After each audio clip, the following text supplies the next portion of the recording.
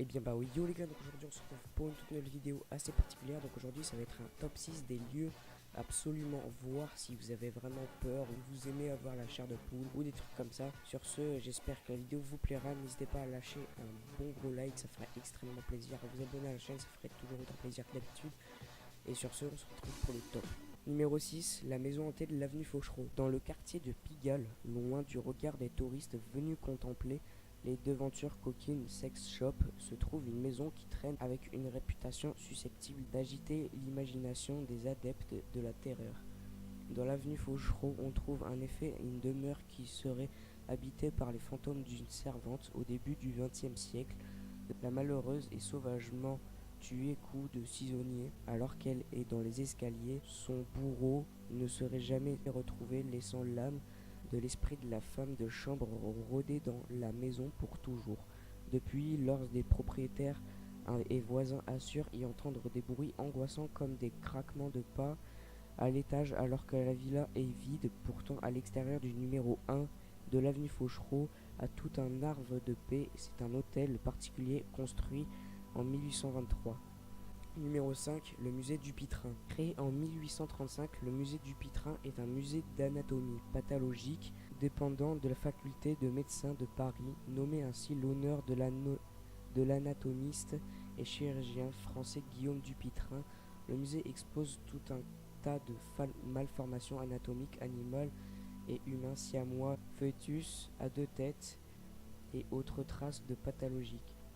Numéro 4, le manoir de Paris. Le 10e arrondissement de la capitale, le manoir de Paris, permet de découvrir quelques-unes des légendes parisiennes, les plus fameuses inspirées de faits réels ou issues de littérature de folklore local. Construit ce modèle des maisons hantées créées aux États-Unis depuis plusieurs années. 13e floor à San Antonio ou House of Torment à Austin. Le manoir comporte plusieurs attractions sous forme d'animatronique, donc une gargouille qui orne l'entrée, un chien enragé et une vingtaine d'acteurs grimés et entraînés qui emmènent le visiteur à connaître des expériences de peur de 5 niveaux d'intensité différentes. Numéro 3, le musée Fragonard. Situé tout près de Paris, à Maison-Alfort, le musée Fragonard, du nom de l'anatomiste Honoré Fragonard, célèbre pour ses écorchés, dont certains sont exposés dans le musée, regroupe de nombreuses pièces de cadavres d'animaux, d'humains, issus de dissections ou de trafic, desséchés et préservés pour être montrés dans un but à la fois éducatif et récréatif. De nombreuses pièces sont disposées selon une mise en scène insolite, tel ce cavalier de l'Apocalypse, représentant un homme à l'état cadavérique, monté sur un cheval. Ce qui n'était au départ qu'un cabinet de curiosités comme on aimait en créer il y a 2 ou 3 siècles, constitué aujourd'hui l'un des plus anciens musées de France puisqu'antérieur au Louvre. Numéro 2, le rocher de la sorcière. Situé à Montmartre, à l'emplacement où se trouvait jadis le célèbre maquis de Montmartre, création rocheuse aux formes étranges, referme une histoire vieille de plus d'un siècle et quelque peu effrayante, à tel point qu'elle a traversé les âges pour finalement devenir une histoire bien connue des habitants de Montmartre. Dans une allée boisée connue de quelques initiés, trônent ces imposants rochers, vestiges d'une fontaine désaffectée.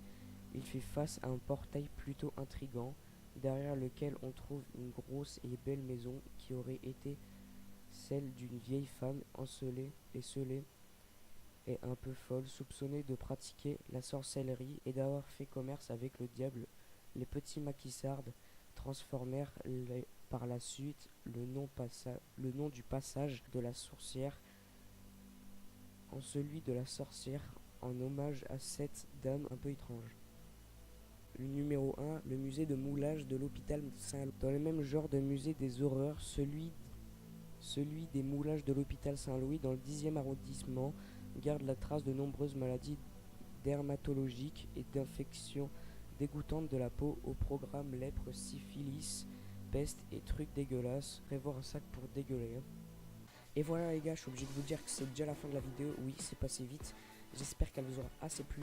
N'hésitez pas à liker, mon gros like comme j'ai dit au début, à vous abonner à ma chaîne, ça fera extrêmement plaisir. Et on se retrouve pour le prochain top. Ciao.